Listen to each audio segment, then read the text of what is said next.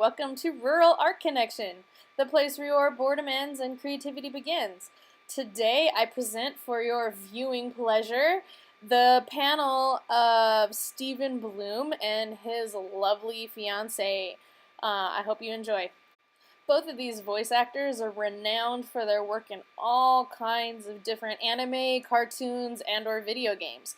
They're most renowned in my memory for being the voices of Spike Spiegel and Julia from Cowboy Bebop. If you don't know Cowboy Bebop, educate yourself and go watch Cowboy Bebop.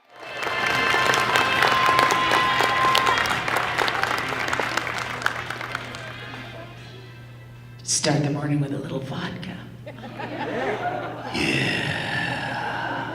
Look how many of you are here. This is so great on a Friday at 10:30. Wow. How much coffee have all of you had? None? All right. That's it. We're all going. Thank you for bugging out of work and skipping school. We encourage all of that. So if anybody has questions, there are 2 microphones set up. I'm sure they would be happy to take your questions. I will get us started. Do you want me to do the deep cut? Sure. Okay.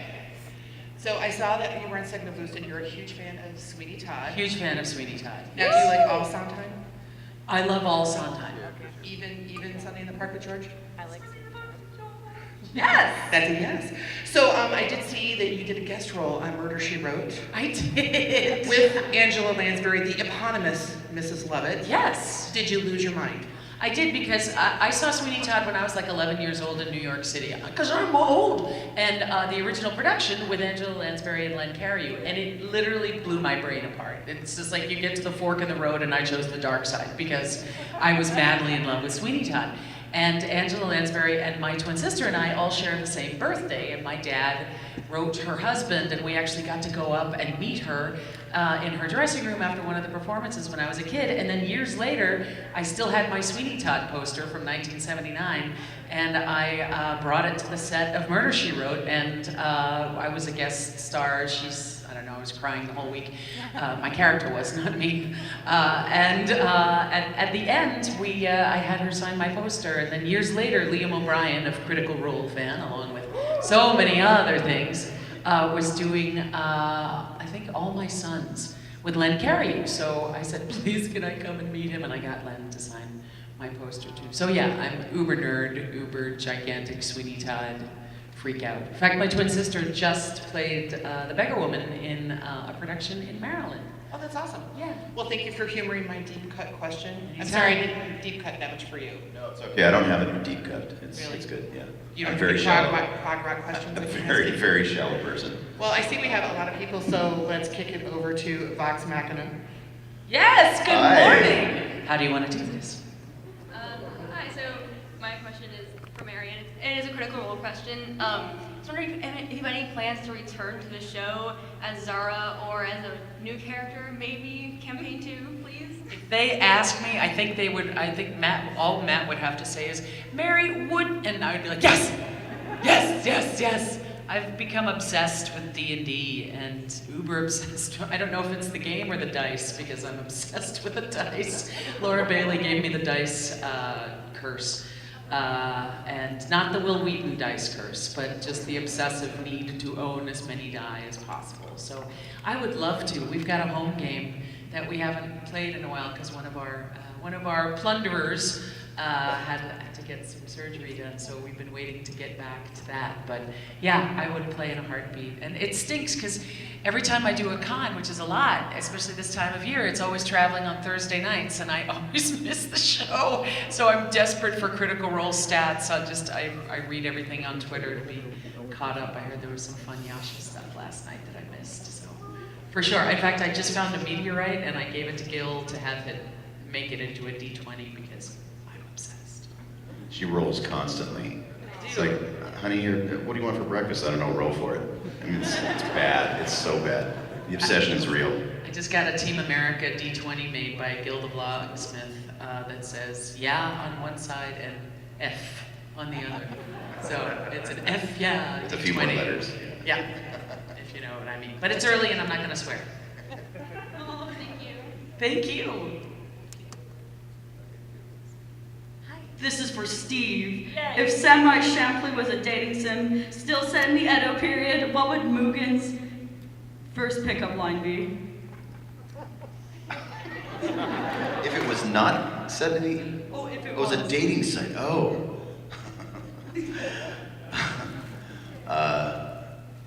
Would you like to see my dumplings?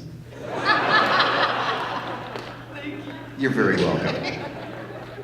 He's always after dumplings. No, it's early. I would have gone there if it was maybe 2 hours later. All right. Go there. I like you. Hi. Anyways, my question is for the both of you. What are the most difficult roles you've done? Physically, Wolverine. Just because when you start here and you go for like 4 hours at a time, the whole body hurts. And I don't have a healing factor like he does. So, yeah, there's a lot of recuperation time.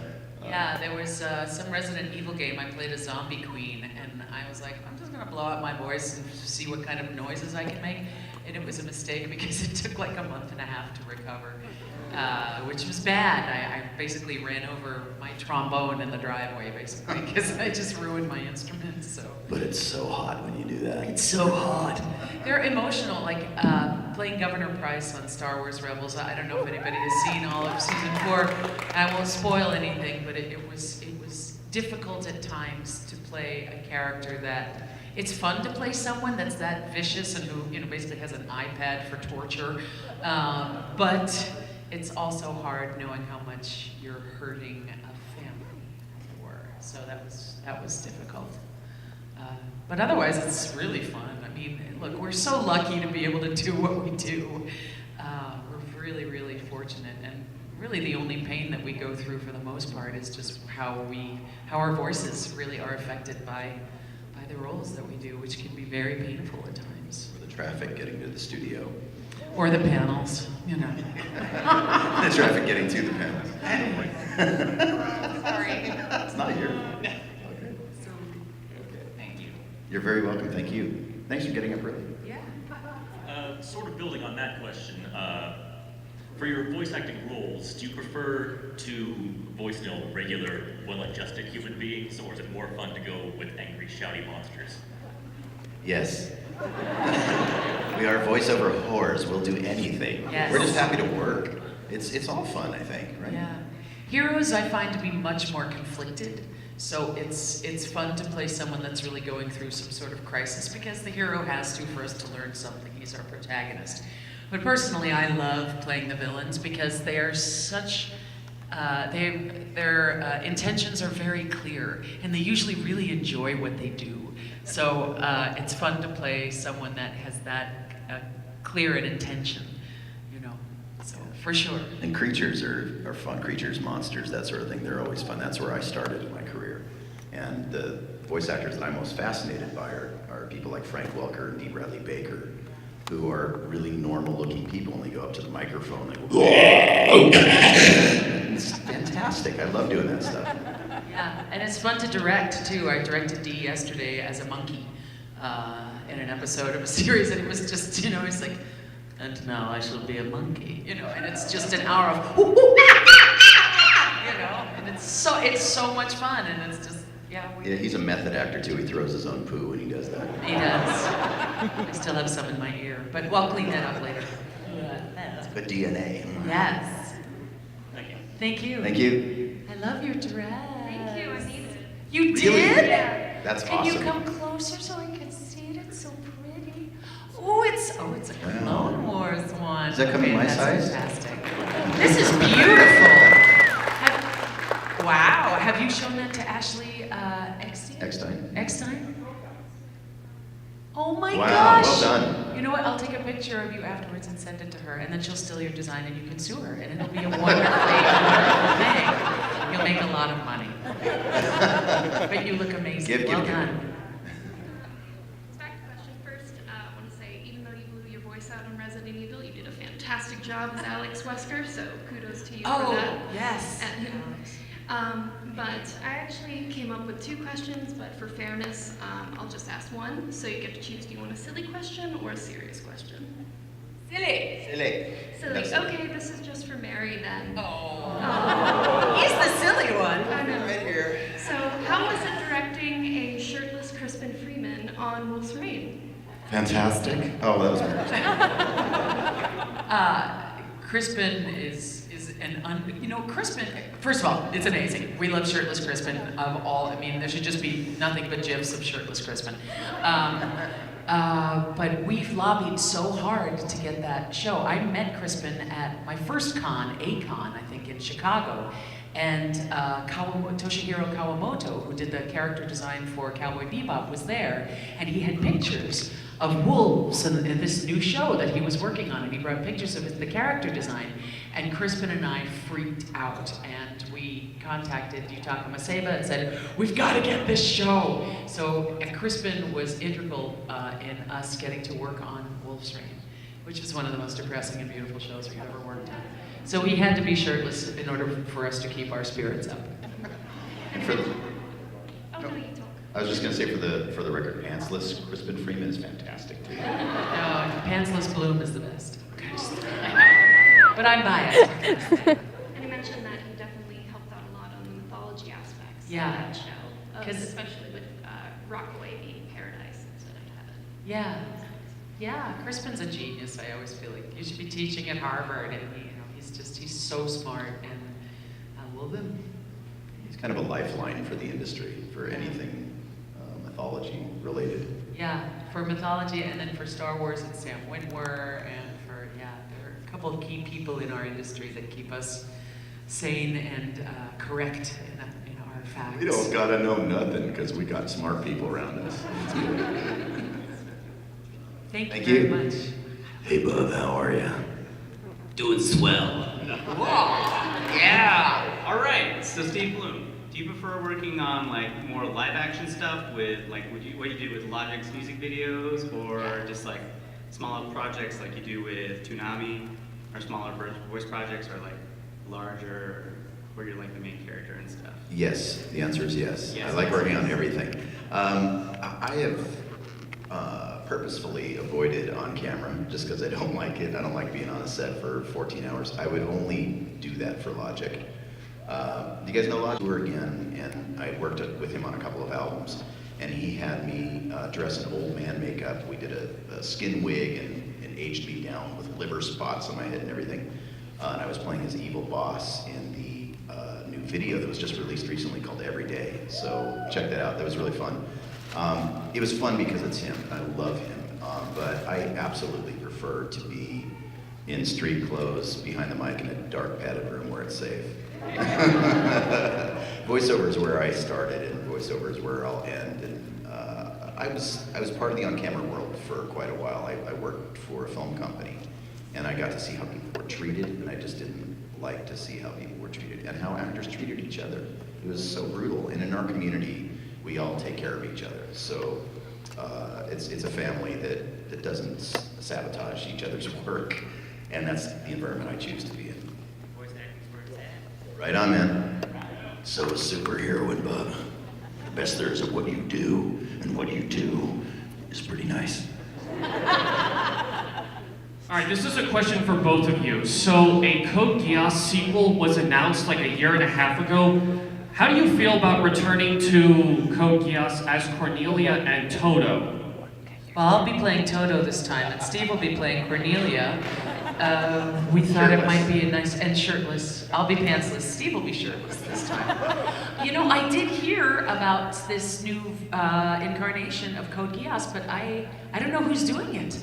We haven't heard anything. They haven't hired us. Yeah, so I don't know if they ask us to do it. Of course we'll do it. I love Cornelia. Anytime I get to yell at Johnny Young Bosch, I'm a very happy person. Very happy person. Because he's too nice. And he needs to be brought down to humanity level. But yeah, of course we'd love to be. I would love to be a part of it, you know. We're waiting by the phone. Thanks. Thank you. Thank you. It's never up to us. Never. Hey guys, Hi. just a quick question for both of you. You guys have voiced everything, pretty much? Not yet. Not yet. We're trying. What were your favorite roles, and if you remember your favorite lines? Oh. It's like, how do you choose a favorite child, you know? I mean, it's, okay, I always try and answer this question of, these are roles that changed my life, that really influenced my career or me as a human, as opposed to my favorite roles. Playing Julia in Cowboy Bebop and directing Cowboy Bebop was the first thing I ever directed. It's where I met my fiance, my love, Steve. Spike and Julia together forever was amazing.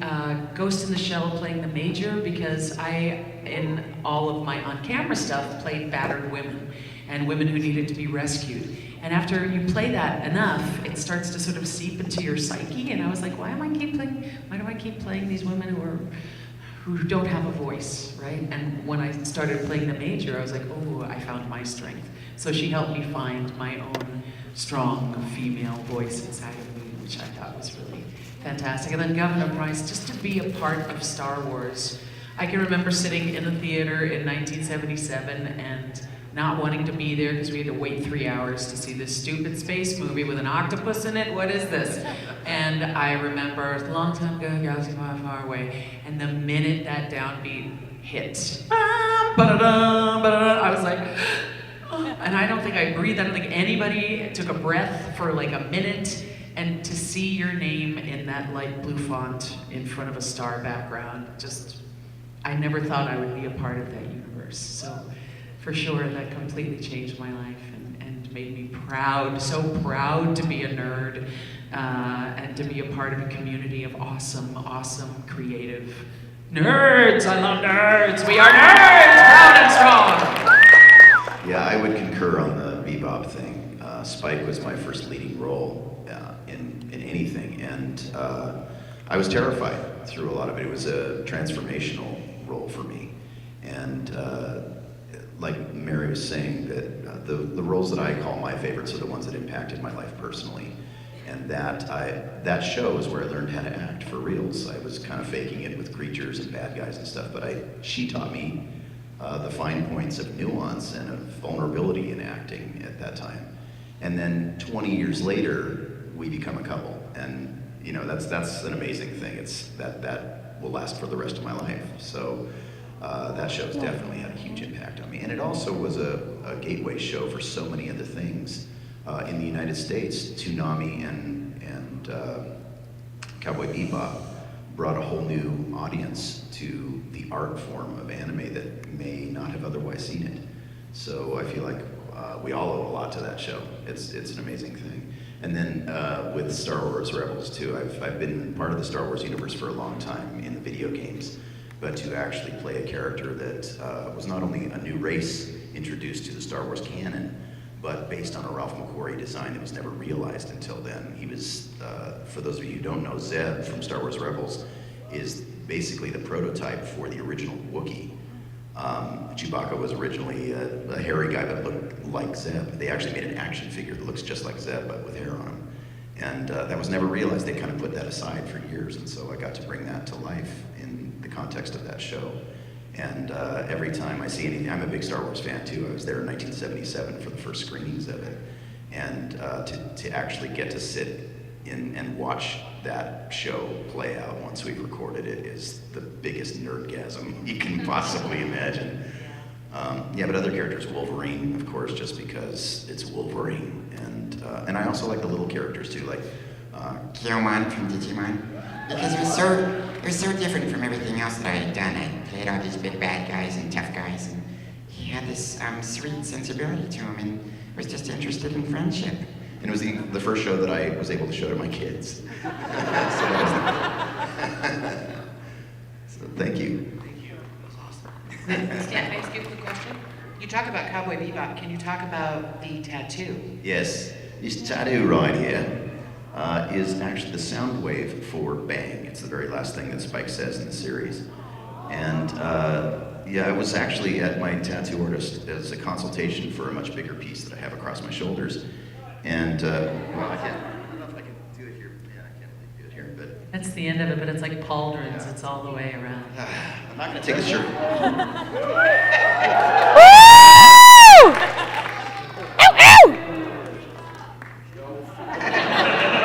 It's not that kind of panel. So I was in there for a consultation with this thing, and this guy is a very spiritual tattoo artist. This is all Hawaiian art that I have, all symbology. And while he was there, he said, "You want to do something else? What would you like to do?" And I said, "Well, I'd like to do something that's that reflects my voiceover career, but I don't want a cartoon character on there." And one of our friends, Susie Goldish, she's an engineer, and she has this little sound file on her arm, and it's just a microsecond of her favorite symphony. And I thought, what a great idea to do something audio-based. And so I brought up the idea to him, he loved it, and he said, and I was gonna do it like this big, and he goes, "No, bigger, bigger, bigger, bigger." And he would have done it all the way up my arm if I had had the chance. But the great thing about that tattoo is that because he's such a spiritual guy, everything has to be kind of almost ceremonial. And so when he was doing that tattoo, he said that it would bleed if he didn't go over each line a bunch of times, because it had to go deep. So each line he went over about 8 times until it was a bloody pulp at the end of it. And he had it all wrapped up in cellophane at the end of the session, and it was gory. And his partner is a Polynesian guy too, and they have these drums around the tattoo parlor. And when they hadn't seen each other for a while, they go on tour and they come back together, they have a ceremonial drum circle. And while I was getting my tattoo, I told them I was a hand drummer too, so they had me sit down with them, and they wanted me to play with them. And I said, "Well, I just got the tattoo, that's not really a good idea." And he goes, "No, I want you to play." And so I start playing, and blood is squirting out as I'm playing, and it's getting on the drum, it's getting on the floor, it's getting on my clothes. And I said, "Oh my God, I'm so sorry." He goes, "No, keep going, harder, harder." And it was part of the ceremony of all of it. So not only was it very meaningful for me because of the content of the tattoo itself, but the ritual of the blood ritual that I went through for it. It was pretty awesome. So yeah, pretty cool. Thanks. So you're both veterans of the voice acting community. Has the voice acting process changed in any major ways over the years? I think the technology has changed more than anything. When we started, it was still on tape. We were still recording things on tape and different tracks and everything else. And if the engineer screwed up and recorded over another actor's track, we had to bring the other actor back in. When we're doing, just like for anime, when we do ADR, we started off when there were no beeps, and now there are beeps, now there's Pro Tools, now we digitize all the voices, so you end up looking at waveforms like this, which we can stretch or compress, slide around, so you can really fine-tune the sync. It's gotten a lot easier, which I think gives the actors a lot more freedom when we have to do stuff like anime and like that. But I think the essential, acting is acting is acting is acting. It's always been that way. If anything, it's just what is popular or what is appealing, the style, the end result may have changed. The original Thundercats, the way that was acted is probably going to be very different compared to the new Thundercats that's about to come out. But in terms of the craft itself, I think it's the same, yeah, for sure. Just a lot more of it. So if you're starting in voice acting, there's a lot more opportunities now to try it out. And it still doesn't pay very well, especially in anime. Anime pays almost the same that it did 20 years ago. So it's really hard to make a living doing that. So as a voice actor, you have to prepare yourself for that and find a lot of other opportunities to support you financially through that process. Yeah, I think the one thing that has changed is, and this is across the board, is diversity. There's the level of diversity now in voiceover is unbelievable. We just announced last week I'm voice directing the new incarnation of She-Ra, which I'm really, really excited about, and it is one of the most diverse casts you'll ever see. I can't wait for you guys to see it. It should be on, I think, Netflix in November, maybe, I'm not sure, but I think the diversity of our industry has really changed and become much more inclusive and expansive, and that's a wonderful thing. So if you liked this video, go ahead and tap that subscribe button, hit that like, and I'll catch you in the next one.